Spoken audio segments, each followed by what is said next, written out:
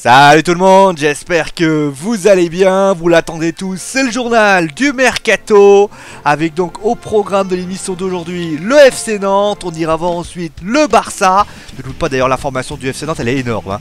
Le Barça, on ira ensuite voir Mesut Ozil et Alexis Sanchez, on continuera avec le Paris Saint-Germain, et pour terminer avec le LOSC qui pourrait faire ses courses du côté de la Bretagne. Mais débutons donc bien du côté du FC Nantes. Et oui, le FC Nantes qui a une information énorme. Et oui, énorme. Personne ne s'y attendait.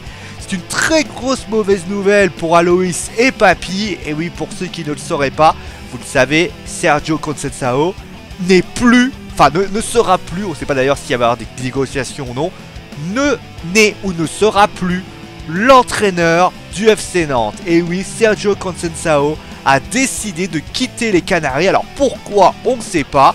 C'est le président Kita qui nous l'annonce. C'est même pas une rumeur, hein, c'est officiel. Il nous dit voilà, oui, j'ai la confirmation que Sergio veut partir et je suis stupéfait.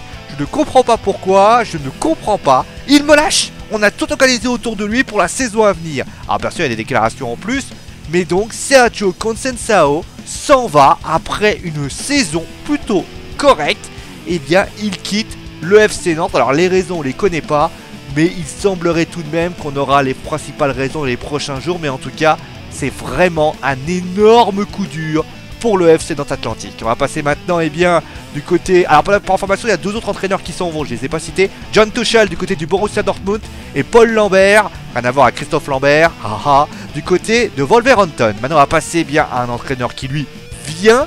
C'est alors vous savez, j'en avais parlé il y a quelques jours du Barça. Je dis que le Barça cherchait un entraîneur. J'avais donné un nom. Finalement, je m'étais rétracté parce que Ernesto Valverde avait déclaré non, mais c'est pas moi, c'est des rumeurs, vous savez ce que c'est. Eh bien non, ce n'était pas une rumeur. Ernesto Valverde sera bien l'entraîneur du FC Barcelone. C'est même Monsieur Bartolomeo qui le dit. Voilà, il dit ça, il dit il a les capacités, il a des connaissances, il connaît les joueurs et il aime la formation. Il a une façon de travailler propre au club, il a une philosophie comme celle du Barça. C'est un passionné de l'application des nouvelles technologies dans le jeu et à l'entraînement. Bon, en tout cas, moi la morale de l'histoire, je le dis, c'est qu'en général, quand on a une intuition et une morale, il faut toujours la tenir. Et oui, être foi en ses convictions, comme dirait ma mère, cacata. Voilà. Bon, allez, maintenant on va passer à Ozil et Alexis Sanchez. Alors, attention. Vous le savez, il y a une semaine, j'avais dit qu'Alexis Sanchez allait sans doute parler allemand.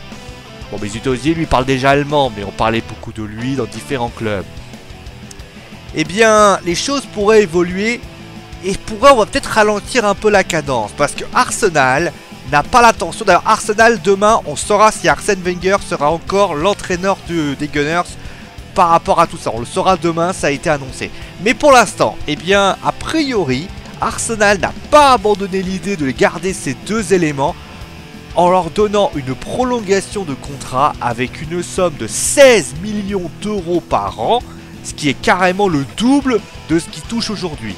Alexis Sanchez, je crois qu'il touche 8 millions d'euros par an et Mesut Ozil 7 millions d'euros par an. Bon, en tout cas, Arsenal fait tout pour les conserver. Y arriveront-ils? Je ne sais pas, mais ce qui est sûr, c'est comment on ne pourra pas dire qu'ils auront et c'est pas essayé. On va passer maintenant au Paris Saint-Germain. Alors hier je vous parlais de la rumeur Aubameyang. Il n'est pas tout seul bien sûr à vouloir venir, hein. Il n'y a pas d'autres joueurs qui sont en train d'être pistés de ci de là. Et il y a donc Alex Sanchez, ça semble être mort, hein. A priori il y a beaucoup trop de choses qui pourraient rentrer en ligne de compte. Mais il y a donc au niveau des officiels, Alec Georgen, qui est un joueur du centre de formation du Paris Saint-Germain, a signé jusqu'en 2020 et oui il a prolongé pour information. Donc tous ceux que je vais vous annoncer, ce ne sont que des rumeurs. Donc on va commencer avec le premier. Alors par contre la première c'est une rumeur qui est arrivée d'un coup, on n'a rien compris. C'est, alors peut-être que Antelo Henrique y est pour quelque chose. C'est pour ça d'ailleurs qu'il faudra faire vraiment attention avec cette rumeur. Antelo Henrique a connu un gardien. Il a du Real Madrid, il a longtemps joué au Real Madrid, il était à Porto, vous le connaissez, il s'agit d'Iker Casillas. Et oui, Iker Casillas qui en fait sera gratuit. Et oui, il va être gratuit. Et a priori, le Paris Saint-Germain pourrait imaginer vouloir le recruter. Alors peut-être n'est pas une bonne idée. On rappelle bien sûr que Kevin Trapp pourrait mal le prendre. Mais il se pourrait bien avec une proposition de gratuit quoi, 0 €, et bien finalement que Iker Casillas puisse déposer ses valises du côté du club de la capitale. On a ensuite bien un autre joueur qui peut-être pourrait déposer ses valises, c'est Douglas Costa, et oui, joueur du Bayern de Munich. Le Bayern d'ailleurs qui pourrait voir, voilà, il y a pas mal de petits turnovers de ci de là. Douglas Costa qui aimerait quitter le club parce qu'il voilà, il joue pas suffisamment.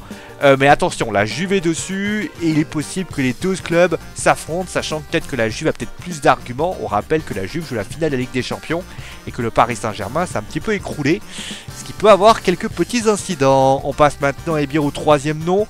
Alors il est moins connu que les autres, mais vous le savez, le Paris Saint-Germain cherche un latéral gauche, avec le départ de Maxwell, du Bon Café. Et donc on parle beaucoup de Gaïa, qui est en fait, alors j'ai pas le nom en tête, je crois que c'est José Luis Gaïa, qui tout simplement est un latéral gauche du FC Barcelone qui a 22 ans. Alors le montant de transfert, 40 millions d'euros.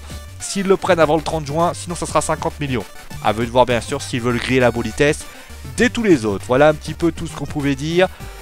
On parle également par Thiago Silva, demander Maximiliano Allegri, mais bon, moi ça j'y crois pas trop. Mais voilà un petit peu ce qu'on peut dire, mais en tout cas, Antero Henrique arrivant, les propositions commencent à arriver, et ça peut vouloir dire une chose, Paris pourrait très bien être attractif dans ce mercato. Allez, on va passer bien du côté de Lille.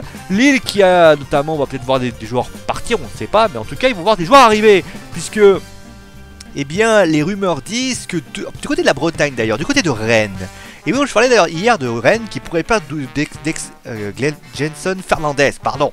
Jenson Fernandez. Eh bien, a priori, les Lillois pourraient aussi faire leur petit marché. Il y a deux joueurs qui pourraient les intéresser. Le premier, c'est Adama Diakabi. Mais... alors, il était déjà pisté du côté de Lille au mercato d'hiver. Ça avait été un refus. Mais ne soyez pas surpris s'il revient à la charge, après avoir si Christian Gourcuff arrive à trouver les mots pour tenter de conserver son joueur. Le deuxième, eh bien, c'est Ben Sebaini, qui lui pourrait bien aussi, mais il est titulaire. Pareil, est-ce qu'il arrivera à trouver les mots, Christian Gourcuff, pour le conserver? Avec la manne financière qu'aura Gérard Lopez, est-ce qu'il arrivera? Ça sera vraiment une grande question. De toute façon, pour pouvoir pallier un petit peu au départ qui pourrait arriver. Ah oui, j'ai pas cité Paris, je cherche sur Jean-Michel Seri aussi du côté de Nice, mais le Barça est dessus. Enfin, retournons par rapport à ça. Les Rennais auront deux pistes. Les deux pistes sont ah oui, Diano pourrait aller du côté de Séville aussi, du côté de Rennes. Amari Traoré et Bailly qui pourraient donc du côté de Reims et du côté de Metz, qui pourraient vraiment être deux possibilités. Bailly, pardon, pourraient être deux possibilités du côté de tout ça. Voilà, vous savez tout. Voilà, c'était une actualité assez riche aujourd'hui. C'est donc la fin du journal du Mercato. On se retrouve donc demain avec d'autres informations dans le Mercato. On saura d'ailleurs, je vous le dis, si Arsène Wenger sera encore l'entraîneur du Arsenal. On vous dira tout demain. On fait des gros bisous et je vous dis à très vite.